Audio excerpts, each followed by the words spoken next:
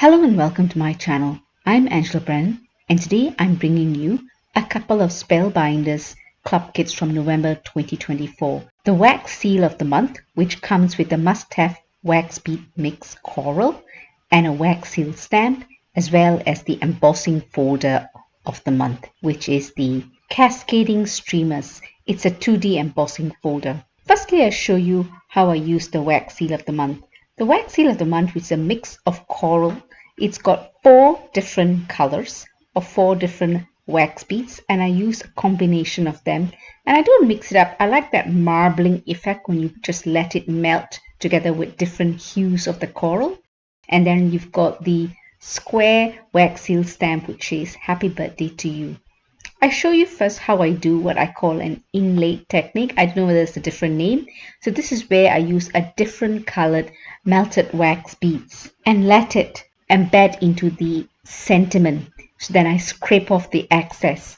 So the sentiment will be a different color, which is happy birthday to you. And then I've got a different color, which is going to be the coral color that's going to go on the background. So it takes a little bit of practice, this one, I must say, because it doesn't happen immediately. Firstly, your wax seal stamp needs to be slightly warm. It can't be too hot, but it can't be too cold. You just need practice on that one. I think nothing more than 20 to 30 seconds just over the flame, and then you get a nice warm wax seal stamp, and then you pour the melted wax of a different color. Usually a contrast color is better, so the sentiment on the wax seal stamp will show. And then you scrape it off, let it dry, and then you put the other color that you want, the wax seal stamp. And here I'm using the must-have wax bead mix coral. And here you go. You don't need any metallic markers to highlight the sentiment. It's just there in white against the coral background. Here I'm using a little bit of a frame. Now, if you're not good in pouring your melted wax seal, this frame helps you get a nice shape of the wax seal that you decide to stamp. So I can cut off the excess. So sometimes I pour too much of a wax seal. I can always cut off the excess and I can get a pretty decent shape to place the wax seal stamp. I just like the way these things turn out.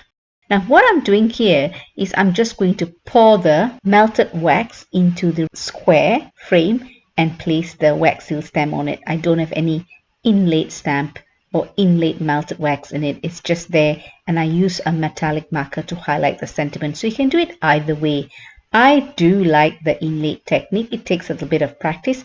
I do like how that turns out better rather than highlighting with a metallic marker, but it's really both of it works. Both ways you get to highlight the sentiment that's on the wax seal stamp. So you get the pretty much the same outcome, but you're doing it in slightly different ways. I just think the inlaid technique gets the sentiment a little bit more prominent, or the image. It doesn't have to be just the sentiment, the image more prominent, and you can highlight it in a different color that's also a wax seal. And here I'm using a different shape. All of these shapes, I'll put a link to all of this. I've got this from Amazon, and I'll put a link to these shapes in the description below so you can check it out and see whether it helps you. Especially if you're not great with pouring your wax seal to get a nice shape, this helps.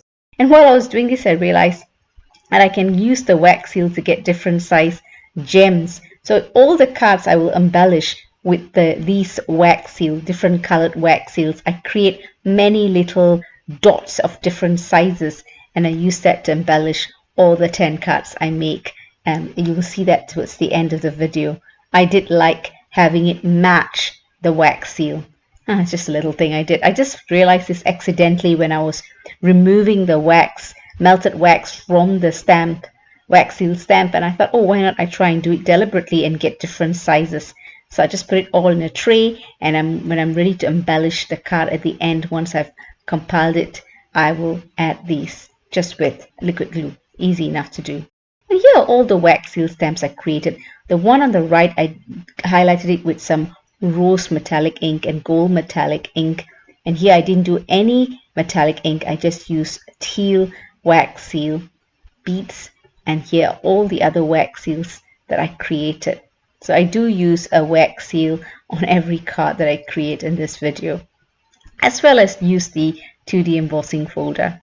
When I'm going to do embossing folder, I'm always going to do some ink blending. So here I'm using 3 colors to do some ink blending, and you see the colors I've chosen is to go with the coral wax seal. I kind of want to match it. Maybe it's too matched and some of it's contrasting. So when it comes to ink blending, the 3 cardinal rules are: use the right paper, and here I'm using the Strathmore Bristol smooth card. Make sure you use a domed foam pad, and I've got that for all of my colors. And make sure your ink pads are nice and juicy. So usually whenever I buy ink pads, I always get the refills, because if you're trying to do any ink blending with a dry ink pad, you will not be successful. So I do my ink blending with joy when my ink pads are nice and juicy. So you see me doing circular motions here. Later on in the video, I do something I call the pouncing method. So I have a slightly more intense color. And here are the colors I've used for this combination here. So I let it dry, because the distress oxide inks take a little bit longer to dry because they're pigment inks. And I'm using this Cascading Streamers 2D embossing folder. And before I put it in the embossing folder, I just spritz the back of the inked panel with some water, so it softens the fibers and prevents the cracking when I put it through the embossing machine. And I always put heavy objects on it to dry, so it dries quite straight. I like that. Now what I'm doing here in this particular technique, and see how beautiful the image comes out, I'm using the distress inks of the same colors to highlight it really gently, so the color just picks up the raised parts of the embossed image. So because the distress oxide inks are quite chalky, I wanted to use the distress ink, which is a little bit sharper, the color, to pick up the raised parts of each of that parts in the panel. So you've got the same 3 colors. I thought it looks quite nice. I like the way it raises the intensity of the color on those raised image of those streamers in the background. I really hope you enjoyed the video and you enjoy these different techniques that I show you with embossing folders. And if you do, please give it a thumbs up and consider subscribing. And when you do subscribe, remember to press that notification bell so you're alerted when new videos are uploaded. I haven't got the 3D embossing folder. I don't know if I'm going to get it, or even the Better Press of the Month yet. So those videos might come out a bit later when I get them. It just takes a little bit longer for some of these items to reach the UK, I guess. So when I get them, I will put the videos out for the November 2024 Club Kits. Here I'm using the circle adhesive to adhere the wax seal that I've created. Now, I find these circle adhesives, sometimes when you put it onto an embossed folder, especially when it's inked, it may not be as strong. So sometimes I use either glossy accent glue, or I even use really strong adhesive, that red adhesive, to make sure it sticks in place. I'll put that in the description below so you can check it out. After ink blending, I attach this panel onto the inside of the embossing folder with some temporary adhesive, tape runner, and then I use the VersaFine Clear Chianti ink to apply it onto the flat side of the embossing folder. I don't use distress ink for this because it doesn't attach on the plastic as well. So the VersaFine Clear ink, especially with the flat surface of the ink pad, it works really well for this technique. Now the differentiation of those pinks in the background may not be that great for this technique. So sometimes I think when I use this technique, the color needs to be a little bit greater, the differentiation of the background of those pinks. So to enhance it, I use some distress inks of the same color just to add color to those raised images that have not been covered with that Chianti or the darker maroon color, because I just wanted to have a little bit more differentiation. And then I'm using the small die of the month to put a die cut here. This is the sloth, and I've got the balloon bunch. So this is supposed to be the balloon bunch, and rather than attach the balloons, I'm going to attach the wax seal which says happy birthday to you. Simple compilation. I like the adding this small die of the month or other club kits from the same themed club kits from Spellbinders, because the Spellbinders, when they release their club kits for each month, it's a theme, so you can use the club kits together to create one card. So that's what I've done here. These greens look very similar together, but in real life actually it looks a little bit different. So sometimes if you think they look similar, let it dry and put another layer. So I'm going to put this to the embossing folder as well. What I'm doing here is I'm going to deboss it. So I deboss it so you get the impressed images in the colored side of the ink panel. Again, per usual, I let it dry with some heavy objects on it so it dries straight, and then I'm going to use the VersaFine Clear Portobello ink and just swipe it across the embossed panel, or rather the debossed panel, so you can see. I later on do a similar technique that I'm going to have a rainbow background, so you can see the technique better that way. I think these greens are too similar, so all you see is a green background. And just to give it a little bit more life, because I find the Distress Oxide inks a little bit too chalky, so I'm going to putting some metallic watercolor, gold watercolor splatters, and I'm using a splat box to protect my craft space. And again, it's that same small die of the month birthday bliss from this month, November 2024, and I'm using this tortoise. The tortoise is now going to hold that string balloon bunch, and I'm going to put that wax seal stamp at the top. So this wax seal stamp I'm using here, or rather is the wax seal is pink. It's the coral color, and against the green background, so a little bit of a contrast. So you will see my crystal katana picker tool there, media picker tool. I find that really handy to use when I'm using really tiny die cuts. So it's something really handy to have in your craft space when you're crafting, especially when you're putting all these dies together. Per usual, I attach these panels to my card base with a double-sided tape. I find it easier to use double-sided tape rather than liquid glue, because liquid glue sometimes warps the card and I don't like that. So I find using double-sided tape easier, and that's a personal preference.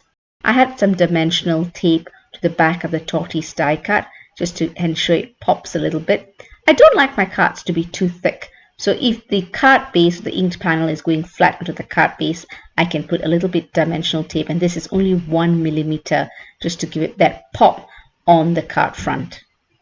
It's pretty straightforward. So assembling these die cuts like these tortoise, and you've got a couple of other die cuts I'll show you later on in the video I use from other die cuts, like the small die of the month, the large die of the month from November 2024. I've got other videos that show you in detail how I put these die cuts together, so you can check out my YouTube channel, and I'll also include the links to those videos in the description below.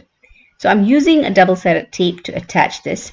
Later on you will see I'll use the red, really stronger double-sided tape to attach this. I ran short of the circular adhesives.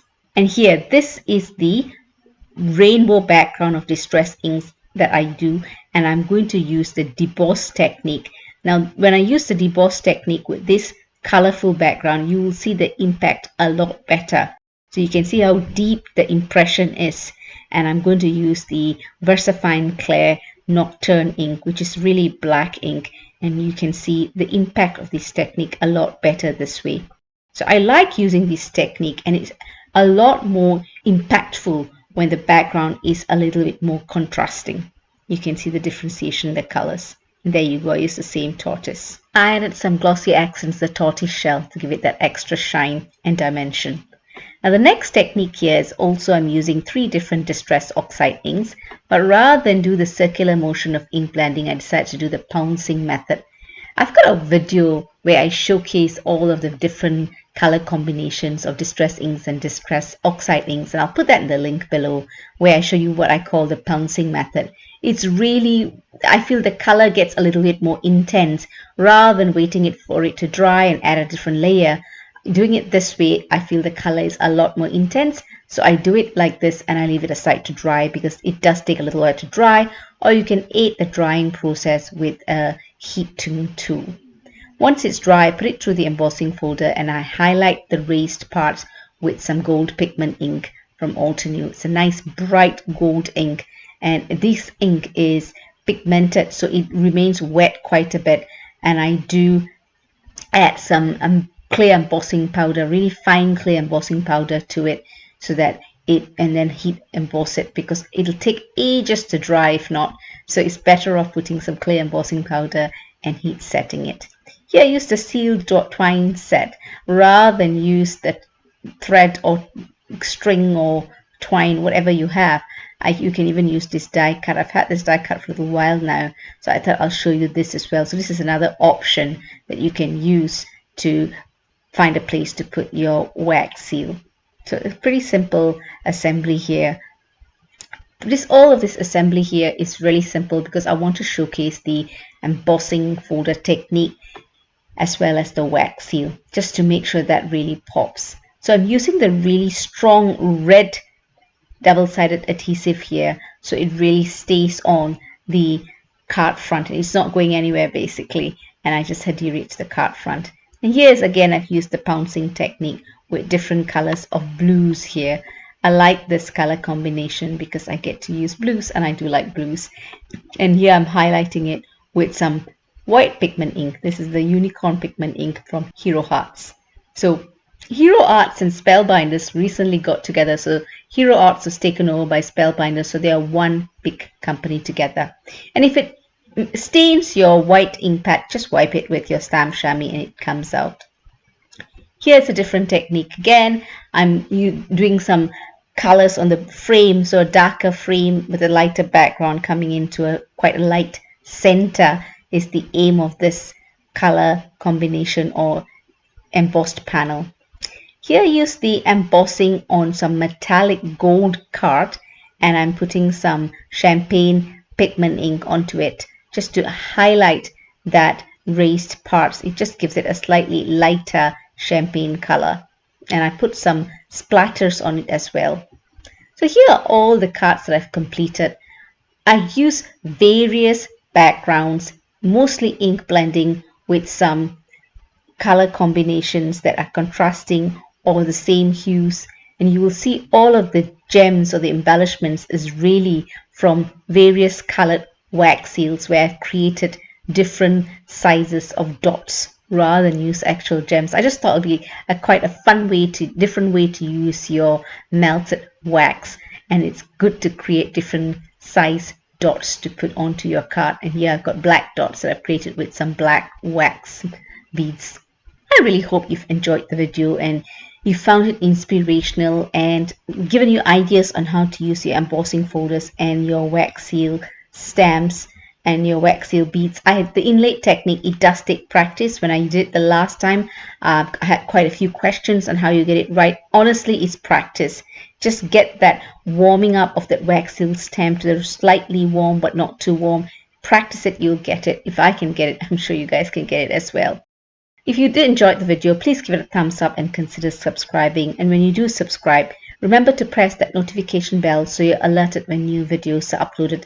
I do release quite a few videos for the Spellbinders Club Kits that come out every month, as well as some of the regular releases on a monthly basis. And then once I've done all the Club Kits for the month, I do release a playlist with a bonus project where I show how I use all the products in one card or a project. And I do list all of the videos in one playlist so it's easier to access. I really hope you do give these techniques a try. If you've got any questions, leave me a comment and I'll get back to you. In the meantime, happy crafting and do take care.